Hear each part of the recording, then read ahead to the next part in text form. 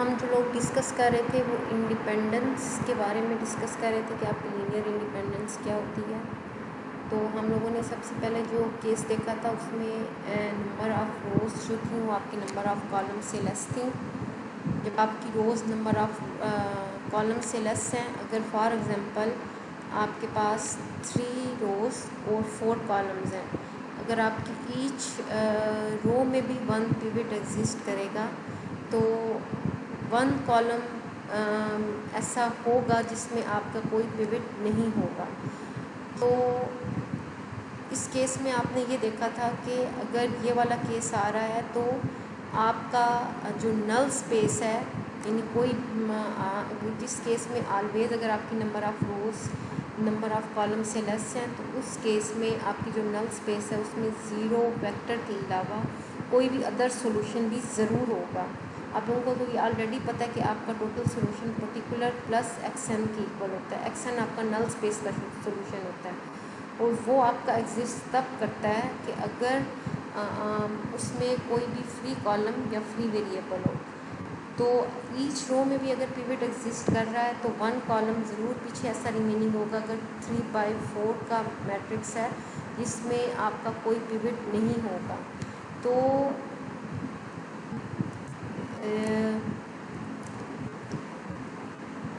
यहाँ मैंने आपसे कहा था कि फ्री कॉलम ज़रूर एग्जिस्ट करेंगे। तो उसकी रीज़न ये है कि there will be free variables at least 1 because n-m, यानी अगर यहाँ वो जिस तरह मैंने आप लोगों से कहा कि अगर नंबर ऑफ़ जो कॉलम्स हैं वो आपके पास 4 हैं और नंबर ऑफ़ रोज 3 हैं, तो एटलीस्ट आपके पास 1 फ्री कॉलम्स जो हैं वो 1 फ्री कॉलम ज़रूर होगा। And set the free variables 1 and solve for pivot variable. तो आप फ्री वेरिएबल को ऑलवेज पहले अगर ओनली गिवन ही फ्री वेरिएबल आपको 1 है तो आप उसे 1 अज्यूम कर तो पिवट वेरिएबल के लिए सॉल्व करते हो। पिवट वेरिएबल के लिए सॉल्व करने के लिए आप जो एशेलॉन फॉर्म से इक्वेशंस बन रही थी उनको लिखकर तो उसमें आप बैक सब्स्टिट्यूशन को अप्लाई करते हो तो आपके पास जो पिवट वेरिएबल्स हैं वो आ जाते हैं। और इससे जो आपके पास गिवन वेक्टर आता है जिसमें pivot variables plus free variable होता है तो ये आपके पास ऑलवेज Ax = 0 का सॉल्यूशन होता है, या आप नल स्पेस को कंप्यूट कर रहे होते हैं। एंड बंच ऑफ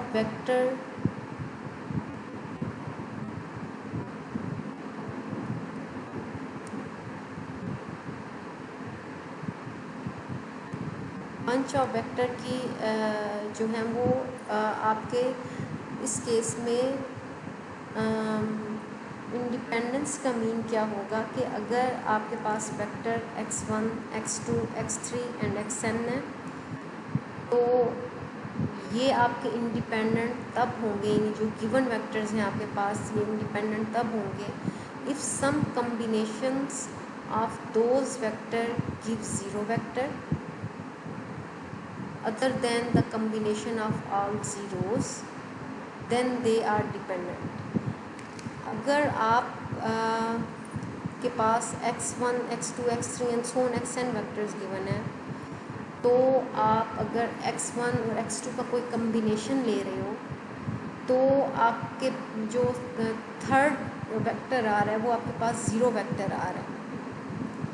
तो ये आपके पास इस चीज़ का इंडिकेशन है कि आपके वेक्टर्स जो हैं वो डिपेंडेंट हैं। अब इस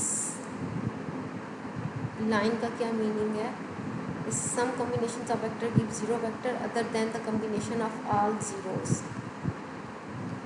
other than the combination of all zero, इस जो लाइन है इस चीज़ को डिफ़ाइन करती है कि आप यहाँ अगर Cx1 plus Cx2 plus Cx3 and so on xn, तो जो आपके C हैं उनको आप ज़ीरोज़ ले लो ऑल वेक्टर्स के तो सिर्फ तभी पॉसिबिलिटी होती है कि यानी आपने ये वाली पॉसिबिलिटी नहीं लेनी। इसके अलावा जो दूसरी पॉसिबिलिटी है जिसमें आप 2 वेक्टर्स को ऐड कर रहे हो तो जो थर्ड वेक्टर है वो ऐड या सब्ट्रैक्ट जो भी आप ऑपरेशन कर रहे हो, तो थर्ड वेक्टर अगर ज़ीरो आ रहा है तो वो आपके पास डिपेंडेंस है। फॉर इंडिपेंडेंस के लिए क्या होगा, that no combination gives zero, या आपके पास जितने भी वेक्टर्स गिवन हैं आप उनका कोई भी लीनियर कम्बिनेशन ले लो, आपका थर्ड जो वेक्टर उसी एग्जांपल में ही गिवन होगा वो कभी भी आप ज़ीरो के इक्वल नहीं होगा, एक्सेप्ट द ज़ीरो कम्बिनेशंस। यानी उसमें आपने उस इस चीज़ को इंक्लूड नहीं करना था, डिपेंडेंस के लिए जो था आप इस लाइन को इंक्लूड नहीं कर रहे थे, एक्सेप्ट द ज़ीरोस कम्बिनेशन। और यहाँ आप इंडिपेंडेंस के लिए इस कम्बिनेशन को ले रहे हो, ये इस चीज़ को डिफाइन कर रहा है that you should take all the C zero. यहाँ जो आपके कम्बिनेशन है C1 X1 C2 X2 so on Cn Xn, तो आप यहाँ ये जो इंडिपेंडेंस की डेफिनेशन है ये कभी भी ज़ीरो नहीं होंगे, सिर्फ उस केस में ज़ीरो होंगे अगर आप तमाम CI's को ज़ीरो ले लो, यानी C1 C2 Cn को ज़ीरो ले लोगे। अगर तमाम C's इन ऑल C's जो इन तमाम वेक्टर्स में इंक्लूडेड हैं उनको ज़ीरो लोगे तो सिर्फ जस्ट आपके पास ही तब ज़ीरो के इक्वल आएंगे, अदरवाइज ये ज़ीरो के इक्वल कभी भी नहीं होंगे इसका लीनियर कॉम्बिनेशन। और डिपेंडेंस के लिए आप इस चीज़ को एक्सक्लूड करते हो, जो आपकी ये चीज़ थी इसको आप एक्सक्लूड करते हो other than the combination of all zeros. और इंडिपेंडेंस के केस में ये चीज़ इंक्लूड हो रही है। अब हम लोग कुछ एग्जांपल्स देखेंगे। अगर आप ये वाला केस देखो जिसमें आपके पास अगर यहाँ इन केस V1 वेक्टर है और उसी ही डायरेक्शन में आपके पास V2 वेक्टर है, अब V2 जो वेक्टर है ये आपके पास 2V1 के इक्वल है। इस केस में अगर आप 2V1 यानी आप V1 का मल्टीपल ले लो और इसे V2 से सब्ट्रैक्ट कर दो जो कि आपका ऑलरेडी 2V1 के इक्वल था, अगर इससे सब्ट्रैक्ट करोगे तो ये आपके पास ज़ीरो के इक्वल आ जाएगा। तो it means these vectors are dependent. तो अगर जब भी टू वेक्टर्स सेम डायरेक्शन में होंगे तो आपके पास जो यानी आप वेक्टर्स को अगर ऐड कर रहे हो तो वो आपके ज़ीरोस के इक्वल अगर आ रहे हैं। यहाँ तो इस केस में ये था कि जो डिपेंडेंस का केस था, डिपेंडेंस के केस में आपका वेक्टर्स को अगर आप ऐड करते हो तो वो ज़ीरो के इक्वल हो सकते हैं। तो यहाँ भी ऐसे ही है कि ये ज़ीरो के इक्वल हो रहे हैं, तो ये आपके पास डिपेंडेंट है, इंडिपेंडेंट नहीं है। अब यहाँ जो सेकंड केस आप ले रहे हो इसमें वेक्टर V1 कोई भी वेक्टर V1 और जो V2 वेक्टर है वो आपके पास अगर ज़ीरो वेक्टर हो तो अब ये डिपेंडेंट होंगे या इंडिपेंडेंट होंगे। अब अगर इन्हीं दोनों वेक्टर्स को ऐड करो V1 plus V2 is equals to zero.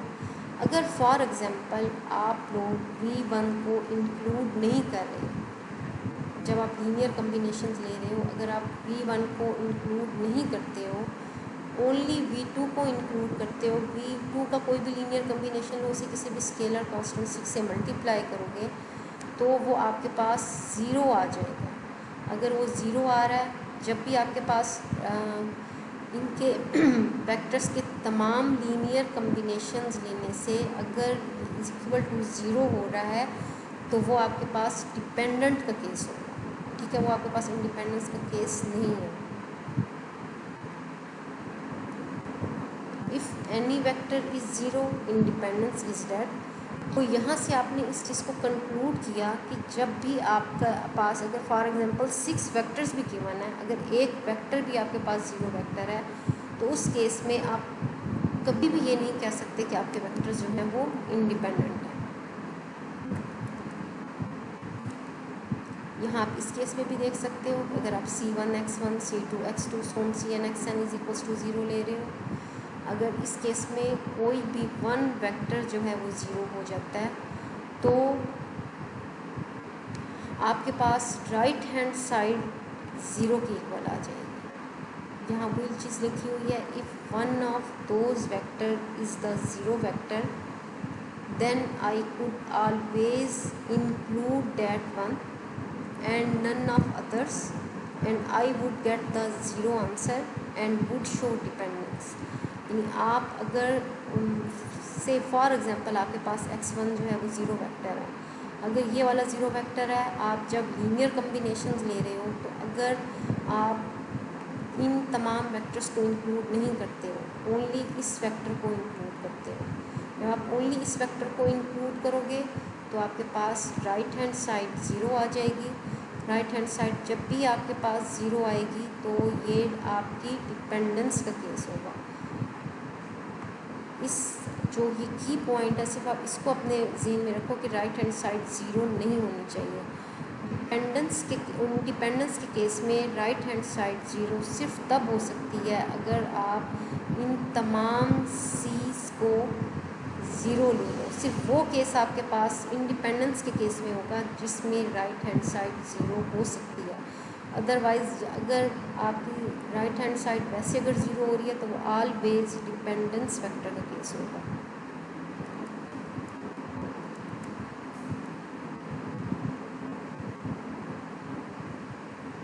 अब यहाँ आपके पास जो एग्जांपल गिवन है इसमें से आपके पास कोई भी टू वेक्टर्स हैं v1 और v2, ये गिवन है। आप यहाँ any combinations of v1 and v2 will not be zero except zero combination. तो ये चीज़ें मैंने आपको अभी बताई है कि जिसमें तमाम सी ज़ीरो ले लेते हो। सो v1 and v2 will be independent, यानी अगर आप यहाँ कोई भी टू वेक्टर्स v1 और v2 ले रहे हो, इसका आप कोई भी लीनियर कम्बिनेशन ले लोगे तो ये कभी भी ज़ीरो के इक्वल नहीं होगा, एक्सेप्ट अगर आप तमाम सी आईज को ज़ीरो के इक्वल ले लेते हो तो वो आपका इंडिपेंडेंस की ही कंडीशन है। इस तरह यहाँ इस केस में अगर आपने थ्री वेक्टर्स लिए v1 v2 v3, अब यहाँ जो आपके पास नंबर ऑफ कॉलम्स हैं वो 3 हैं। ईच वेक्टर जो है वो आपके 1 नंबर ऑफ कॉलम को रिप्रेजेंट करता है। तो जो आपकी स्पेस है जिसमें आप ड्रा कर रहे हो आपकी 2D स्पेस है। 2D स्पेस में आपके पास 3 वेक्टर्स हैं and how would I know that some combinations of v1 v2 and v3 give zero vector. तो यहाँ अगर फॉर एग्ज़ाम्पल आप ए वेक्टर में जो v1 v2 v3 है इसको 2 1 से रिप्रेजेंट कर दो, यहाँ आप इसको 1 2 से रिप्रेजेंट कर दो, इस तरह v3 में 2.5 और यहाँ -1। तो जो आपके एक्सिस होंगे जिनको आपने फाइंड आउट करना होता है, तो जितने नंबर ऑफ कॉलम्स होंगे उतने ही आपके नंबर ऑफ एक्सिस होंगे। तो आपके पास c1 c2 c3 and we got extra variables, so we have some free variables, some combination of axes c1 c2 and c3 zero vector. The columns are dependent if there is something in the null space। तो यहाँ अगर same v1 और v2 जो आपने draw किए थे इसी plane में ही अगर आप v3 ड्रा कर दोगे तो अब ये वाला केस आपके पास डिपेंडेंट वेक्टर्स का होगा। और डिपेंडेंट वेक्टर्स का आपके पास केस इसलिए आएगा कि आपने यहाँ जिस तरह इस एग्जांपल में लिखा, अगर आप इस पर एलिमिनेशन अप्लाई करोगे तो आपके जो पिवट वेरिएबल्स हैं वो 2 आएंगे। ऐसे ही है, अगर 2 पिवट वेरिएबल्स आ रहे हैं तो से ये वाला जो कॉलम है ये आपके पास फ्री कॉलम है। अब अगर ये फ्री कॉलम होगा तो जब भी आपके पास फ्री कॉलम आता है तो आप नल स्पेस को कंप्यूट कर सकते हो।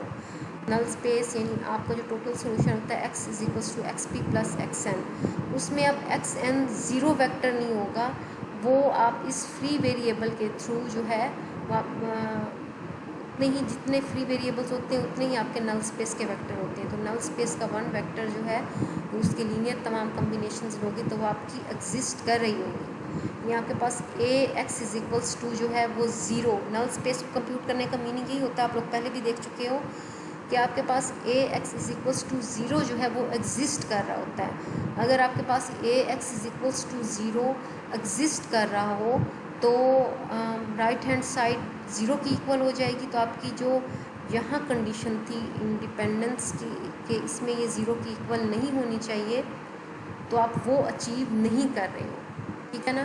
तो इसलिए इस केस में आप ये कहोगे कि आपके जो वेक्टर्स हैं, अगर 3 वेक्टर्स आ गए एक प्लेन 2D प्लेन में, तो वो वेक्टर्स जो हैं आपके डिपेंडेंट होंगे, अब इंडिपेंडेंट नहीं रहेंगे।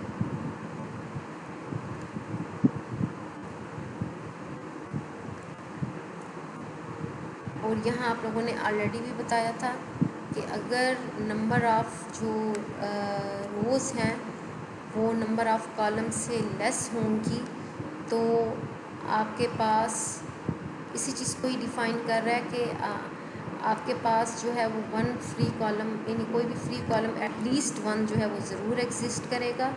तो आप नल स्पेस को कंप्यूट कर सकते हो, a x is equals to zero को कंप्यूट ज़रूर करोगे, आपके पास नल स्पेस जो है वो एग्जिस्ट करेगी other than zero vector.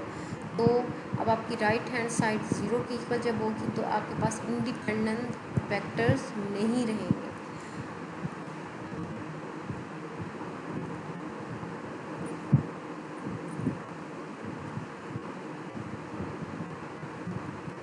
The columns are dependent if there is something in the null space. यानी कंक्लूजन में ये है कि जब भी आप नल स्पेस कंप्यूट करोगे अदर देन ज़ीरो वेक्टर तो आपके जो कॉलम्स हैं वो डिपेंडेंट होंगे।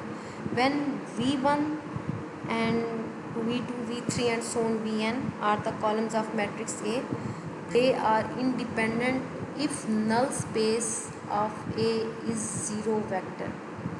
अब आपने जो इस तमाम डिस्कशन से कंक्लूजन लिया वो ये कंक्लूजन लिया कि अगर आपके पास किसी भी मैट्रिक्स के फॉर एग्ज़ाम्पल n कॉलम्स जो हैं वो गिवन है और वो आपके तमाम कॉलम्स इंडिपेंडेंट तब होंगे if null space of A is zero vector, यानी आपके पास जो नल स्पेस है वो एग्जिस्ट नहीं कर रही हो। तो जो आपके पास रैंक है वो n रैंक होगा, जितने नंबर ऑफ़ कॉलम्स हैं उसका रैंक फुल कॉलम रैंक होगा। आपके तमाम कॉलम्स में पिवट जो है वो एग्जिस्ट कर रहा होगा। अगर तमाम कॉलम्स में पिवट एग्जिस्ट कर रहा होगा तो इट मीन्स कि आपके पास कोई भी फ्री वेरिएबल नहीं है, ओनली जो है वो आपके पास पिवट कॉलम्स हैं। तो उस केस में आपकी नल स्पेस जो है वो ज़ीरो वेक्टर होगी।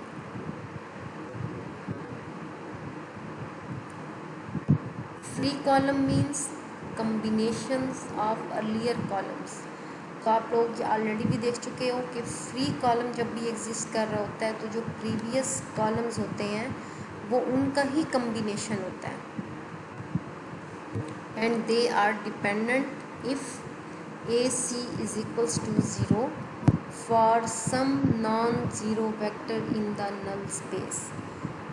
तो वही जो हम लोगों ने ऑलरेडी डिस्कस किया कि अगर आप नल स्पेस को कंप्यूट कर रहे हो या कर सकते हो तो ऑलवेज़ आपके पास ये वाली कंडीशन होगी AC is equals to 0।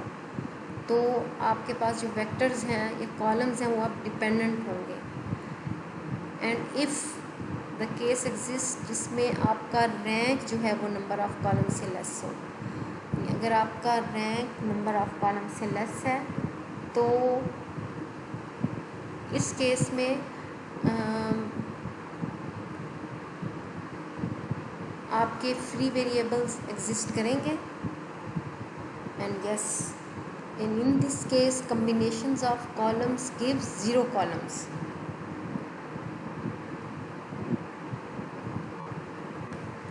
and we can put vectors in matrix। जो भी आपके वेक्टर्स हैं आप उनको ऑलवेज इन वन वेक्टर को आपके मैट्रिक्स का फर्स्ट कॉलम होगा and then dependence and independence comes back to the null space.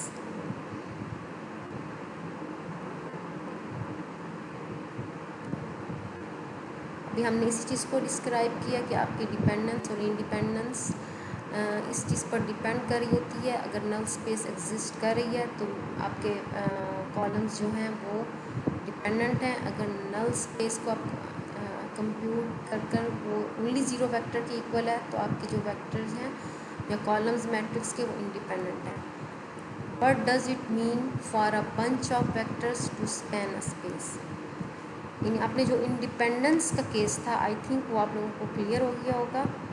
अब आपने जो नेक्स्ट चीज़ देखनी है, यानी आपके जो इस लेक्चर्स में टॉपिक इंक्लूडेड है इंडिपेंडेंस ऑफ वेक्टर्स, और सेकंड में जो था वो आप स्पैन से रिलेटेड है, ठीक है ना। आप स्पेस को स्पैन करने का मीनिंग क्या है, what does it mean for a bunch of vectors to span a space. We look all the combinations of columns in matrix that gave us column space, ठीक है। कॉलम स्पेस आप किस तरह draw करते हो कि आप तमाम कम्बिनेशंस जो हैं वो लीनियर कम्बिनेशंस जो मैट्रिक्स के कॉलम्स हैं उनके लेते हो, तो उससे जब तमाम लीनियर कम्बिनेशंस लोगे तो उससे जो आपके पास स्पेस आती है उससे आप कॉलम स्पेस कॉल करते हो। Those vectors that we started with span that column space। तो जिन वेक्टर्स से यानी जो लीनियर कम्बिनेशंस को आप इस तरह भी डिस्क्राइब कर सकते हो कि आपने उन्हीं वेक्टर्स के थ्रू कॉलम स्पेस को स्पैन किया है, ठीक है। या आप those vectors that we started with span that column space, vectors v1 and so on vl span a subspace or vector space means the space consists of all combinations of those vectors। या आप ये word use कर सकते हो कि आप उन vectors की लीनियर कम्बिनेशंस ले रहे हो, या आप ये वर्ड यूज़ कर सकते हो कि जो आपके वेक्टर्स गिवन है वो आपकी सब स्पेस को स्पैन कर रहे हैं, ठीक है ना।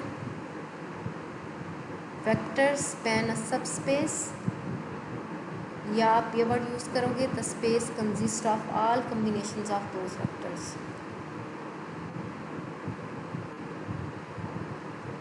And column of matrix span the column space. इसी तरह जो आपके मैट्रिक्स के कॉलम होंगे वो आपके कॉलम स्पेस को स्पैन करेंगे। S be a space that they span, in other words let S contains all their combinations, that space S will be the smallest space with those vectors in it, because any space with those vectors in it must have all the combinations of those vectors in it, that the space that they span। ठीक है, वही चीज़ जो पहले describe की है। Rather than needing to say take all linear combinations and put them in space, we are compressing that into the word span। यानी आप इस लाइन की जगह rather than needing to say take all linear combinations and put them in space, इस line को आप just इसमें compress कर रहे हो वर्ड स्पैन, ठीक है। इस वर्ड स्पैन में कंप्रेस कर रहे हो, यानी आप अगर तमाम लीनियर कम्बिनेशंस ले रहे हो वेक्टर्स के तो आप जस्ट ये कह सकते हो कि आप इन वेक्टर्स के थ्रू स्पेस को स्पैन कर रहे हो। होपफुली आपको स्पैन का जो आइडिया होगा वो क्लियर हो गया। यानी आपका स्पैन जो है वो रिप्लेस करता है किसी भी वेक्टर्स के लीनियर कम्बिनेशंस या स्पैनिंग द स्पेस, ये सेम चीज़ है। CA of matrix we will start with columns, यानी जब भी आप कॉलम स्पेस को कंप्यूट करते हो तो आप कॉलम से स्टार्ट करते हो मैट्रिक्स के and take all their linear combinations, ठीक है, डेट्स गिव कॉलम स्पेस। तो अब जो आप वर्ड यूज़ करोगे आप जस्ट ये वर्ड यूज़, यानी पहले तो कॉलम स्पेस की डेफिनेशन जो थी उसकी जगह आप जस्ट ये यूज़ करोगे दे स्पैन द कॉलम स्पेस, यानी vector span the column space. तो अब क्वेश्चन ये अराइज होता है कि जो आप वेक्टर्स ले रहे हो आर दे इंडिपेंडेंट, तो उसका आंसर ये है मे बी येस और मे बी नॉट। मीन्स ज़रूरी नहीं है कि वो ऑलवेज इंडिपेंडेंट हो, और कोई भी पॉसिबिलिटी हो सकती है। It depends on particular columns they went into that matrix.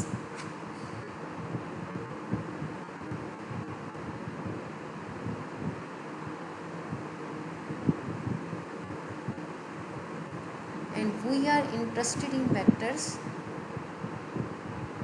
that span the space and is independent। हम जो ऑलवेज इंटरेस्टेड होते हैं वो उन वेक्टर्स में इंटरेस्टेड होते हैं जो आपके इंडिपेंडेंट होते हैं, यानी आप ऑलवेज इंडिपेंडेंट वेक्टर्स के केस में ज़्यादा इंटरेस्टेड होते हो।